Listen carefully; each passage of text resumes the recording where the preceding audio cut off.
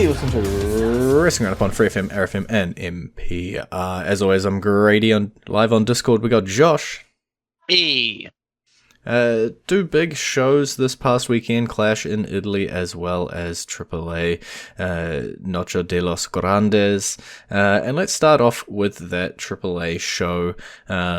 Got split into two nights, some matches still coming up, but we got four of the matches this weekend. First up, AAA Cruiserweight Championship was on the line, coming into it, Laredo Kid, with a really long 400 plus day reign, ultimately being knocked down by Ray Phoenix.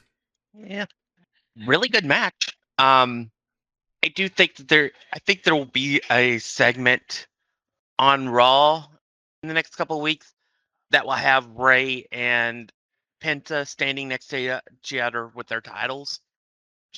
Just because I think that'll be quite the scene, um, and quite the sight.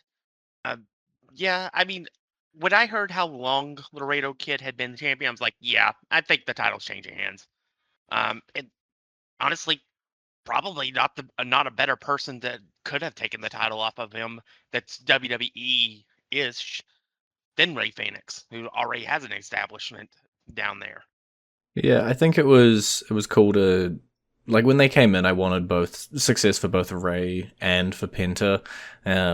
And it seemed as though we discussed at length last week, Penta just connecting, breaking through Intercontinental Championship. We're talking potentially World Championship matches.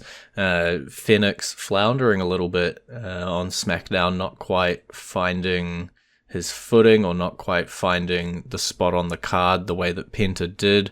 Comes down to AAA, starts a feud with Laredo. It could be a start of something.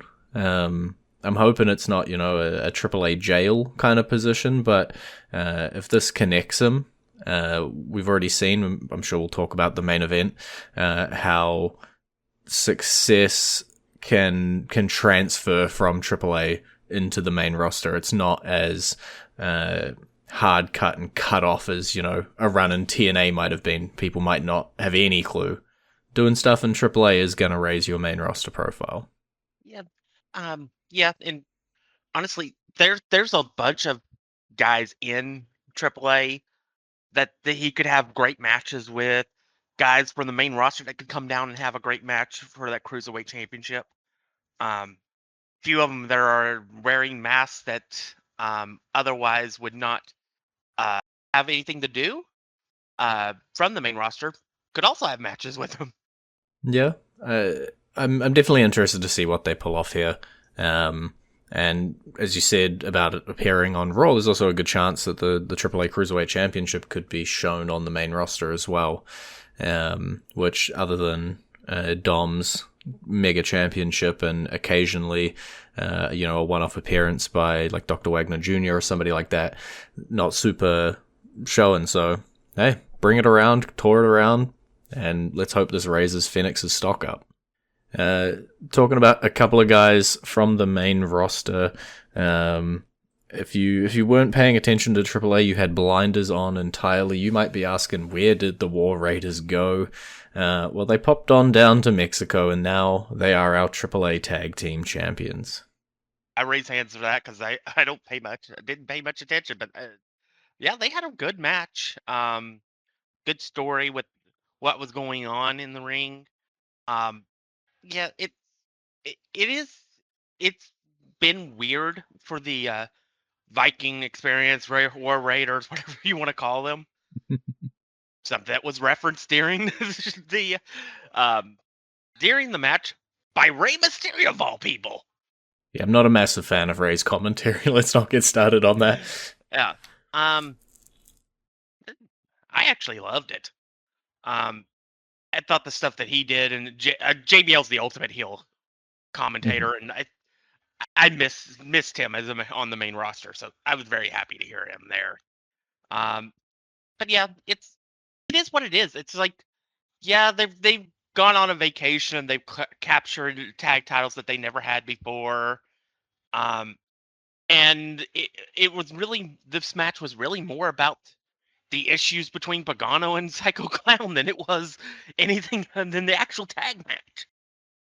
Yeah, I think you could see them building, right? If you're watching the AAA Weekly show, they had beef. They started like they weren't communicating really well, and what I do think the commentary team for AAA do well, at least the English commentary team, is they do try and give you those filling in tidbits. They sort of try to explain why Pagano might be feeling the way he's feeling, why Psycho Clown might be doing what he's doing. And that lets you, understand these stories without having to watch the weekly constantly. And Yeah. yeah, it was all about those two exploding. And then you have Rey Mysterio translating grunts. Mhm. Which I watched the video like package that the WWE passed for our main event that was like 45 minutes long just before we started recording because I hadn't done that before, and I just died laughing at that. It was a choice. It was definitely a choice. But yeah, excited to see what the War Raiders can do down here. It's always, a promotion like AAA. You got lots of little luchadors flying around, and I think the War Raiders do well being, that big Hoss opponent. Standing across there, I'm sure them holding the tag titles, they'll have the cruiserweights, the luchas flying around trying to take them down, and ultimately when one team does, I'm sure it'll be, a big pop. They're able to take down the big boys, take down the giants. Speaking about Vikings, no, I'm not even going to try to go there. AAA Latin American Championship Vikingo coming out on top of Dr. Wagner Jr. Yeah, it was another good match. And also I'm very happy for Omos and stuff that he's doing down there because because he's a bigger deal down there than he's ever been up here. So very happy for that. I I think that they're building maybe eventually the Vikingo losing the title to Mini Vikingo. Um, I don't know for sure, but it certainly looks like that at least at some point there'll be a feud between the two of them.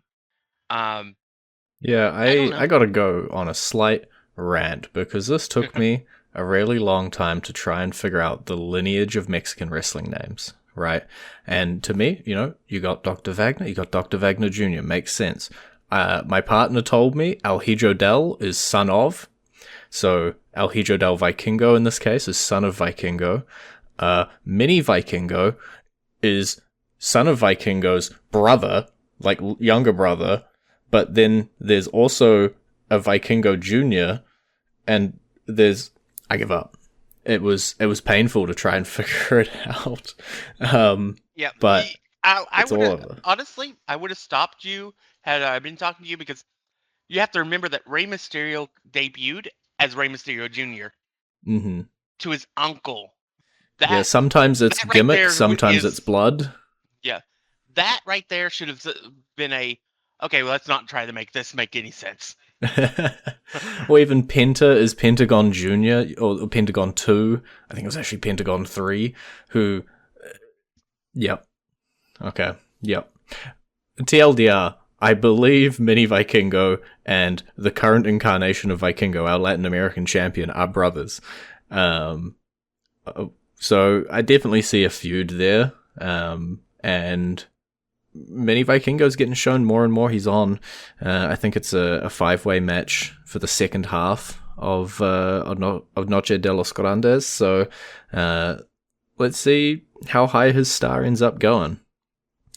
Main event, Mask versus Mask. It was El Grande Americano versus El Grande Americano. We had all sorts of interferences, callbacks. It was everything you wanted it to be, as you said, about 45 minutes. Classic.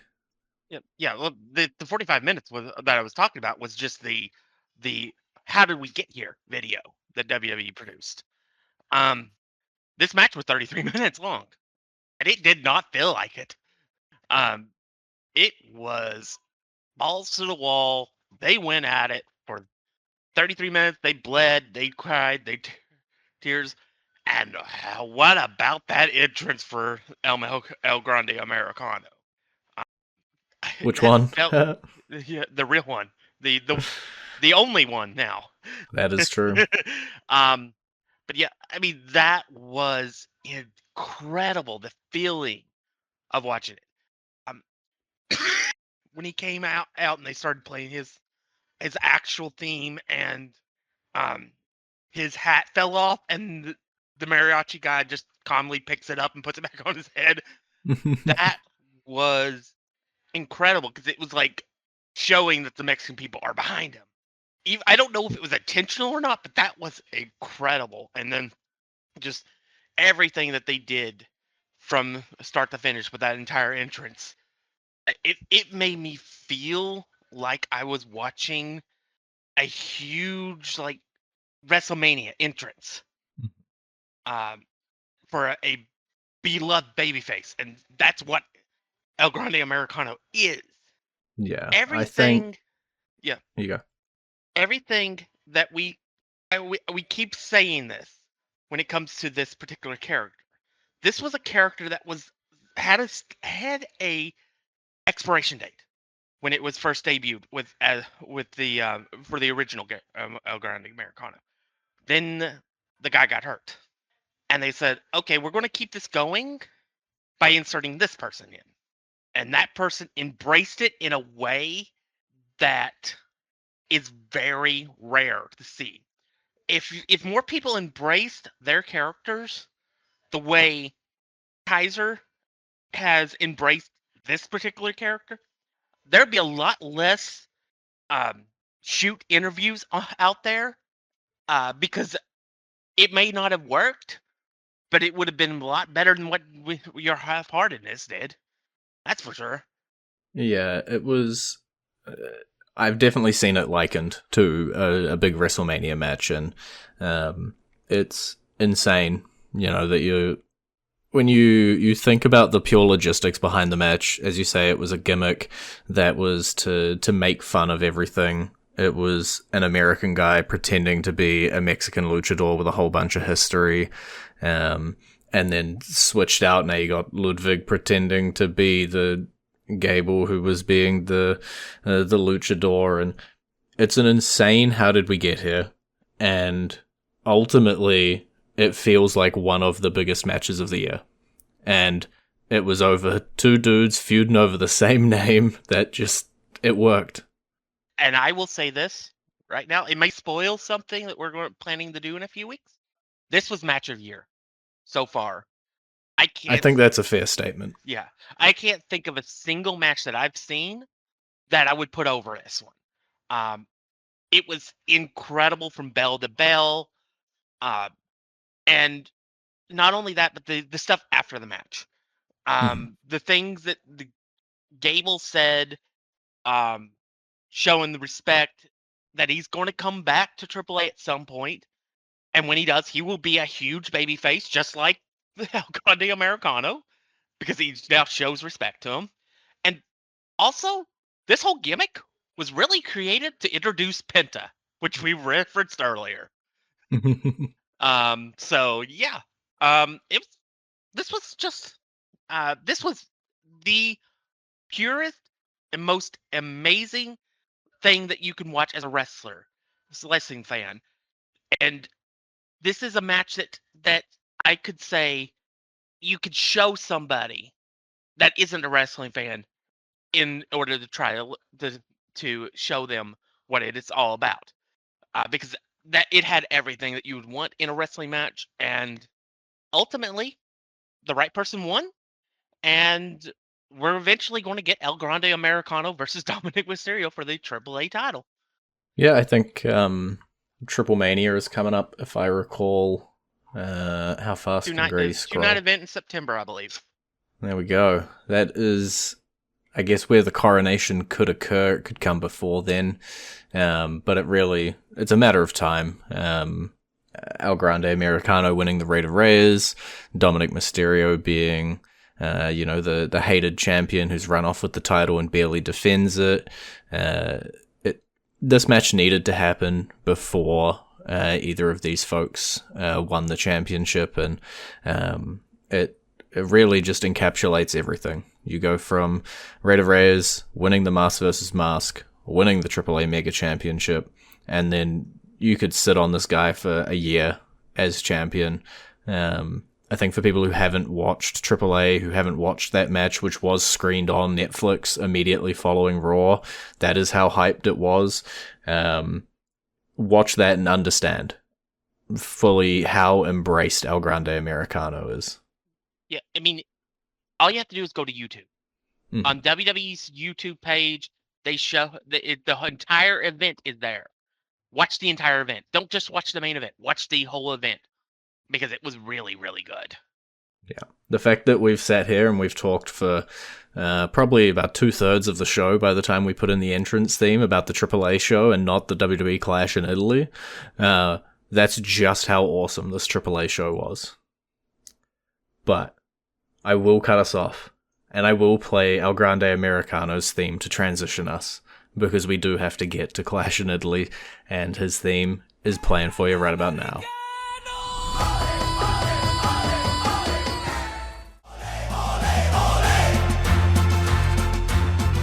And you're back for listening on FreeFM, ArrowFM, and MP. I'm Grady, he's Josh. Clash in Italy. Cody Rhodes, Gunther for the WWE Championship. Thought maybe Gunther would claim it. Instead, we're just opening up with a nice little dirty finish. Gunther's leg under the rope, doesn't get seen by the ref. Cody retains.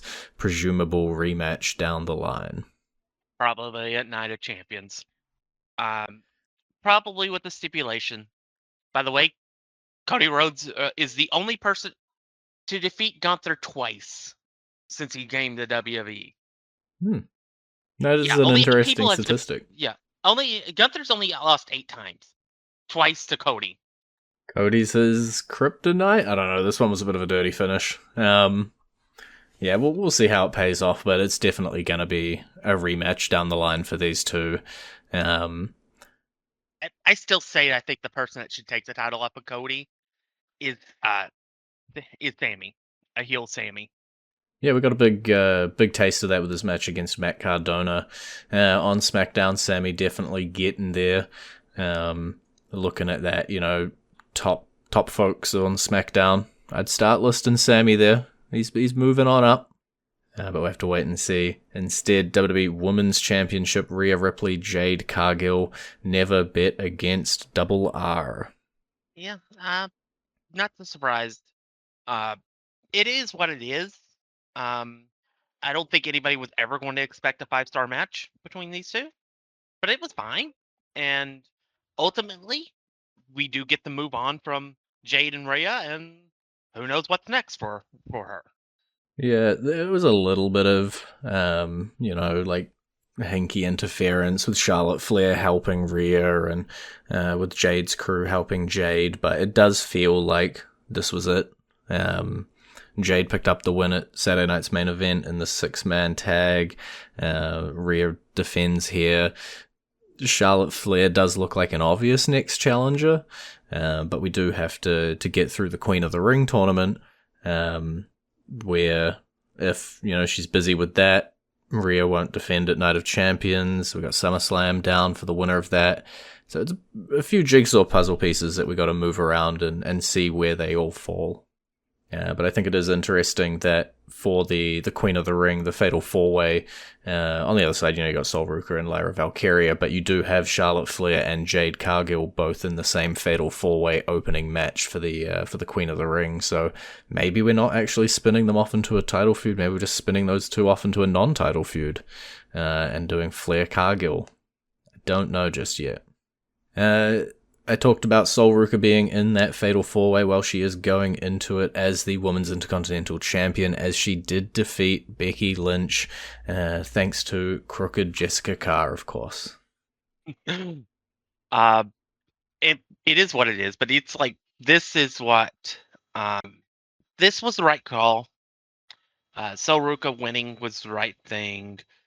I don't know what, obviously, I think it's finally time to spin Becky away from this particular title, and I don't know when, but it does feel inevitable that we are getting a match between Jessica Carr and Becky Lynch. Yeah, I was chatting with my partner, a very casual fan, while we were watching the show, and they asked, "How does Jessica Carr keep getting assigned to every single Becky Lynch match?" And I couldn't figure out the storyline reason that somehow Jessica's on all of these matches, but not, every other match. And I was like, because they hate each other. That's why. But it does feel like they're gonna clash. I think it's a big enough match to put on something like a SummerSlam, but I get that maybe it's not. For some people, it could lead to something where Jessica has to put a reffing job on the line.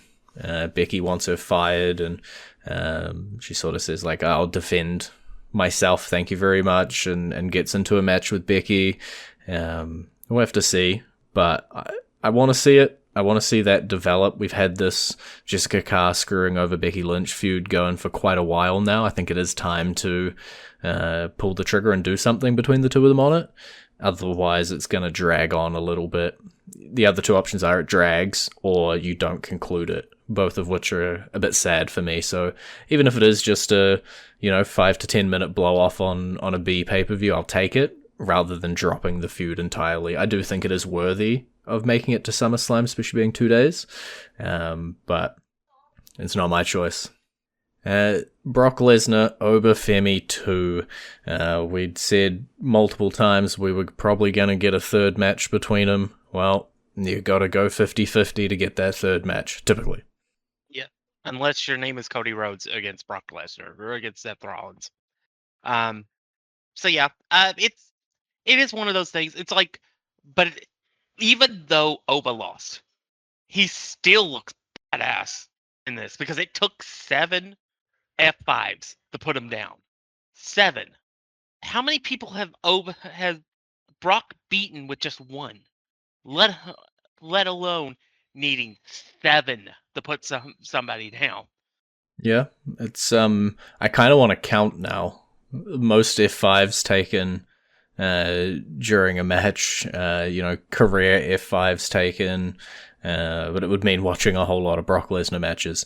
Yeah, I think it's not my preference for where the story went. My preference would have been to just leave Oba looking like a monster from WrestleMania and us to move on. But if we are going to do a third match, I will forgive this match if Oba wins the third.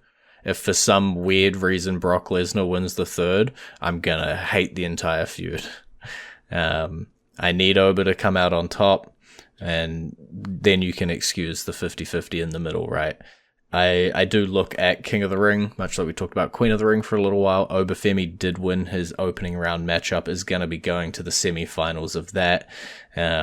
As far as I can see, we've got Night of Champions, where the King of the Ring finals will be. We've got a Saturday night's main event, and then we have SummerSlam. So we'll see how he gets booked going through those. I do still kind of want Obafemi to win King of the Ring. So I don't know where you do his third match, given the winner does get a title shot, but I don't know. Things have shocked me further. Then lastly, but not leastly, Roman Reigns, Jacob Fatu World Heavyweight Championship on the line. Once again, you never bet against the Double R. It was a really good match. I don't know how injured Jacob Fatu was going into this, but he certainly didn't look that bad during this match. Once I found out that it was the tribal chief position was on the line, then I knew instantly that it was just going to be Roman was going to win. I believe Jacob had a chance with it just being a no disqualification match for the world title. But yeah, Roman's not losing that position until he's ready to lose it. But I will say this: while on Raw, Fatu did acknowledge Roman, he's definitely, clearly, very unhappy with the situation. I think he may be trying to destroy the bloodline from within. He was definitely making eyes with Solo Sikoa and the MFTs, or what's left of the MFTs. And I think that's interesting. We obviously still have Tama Tonga not particularly liking Solo Sikoa in that group, so we'll have to wait and see how it all filters out. There's a chance where Solo Sikoa's got to come crawling back to his brothers and join that side of the bloodline because Jacob Fatu and the Tongans have gone running off on the other side.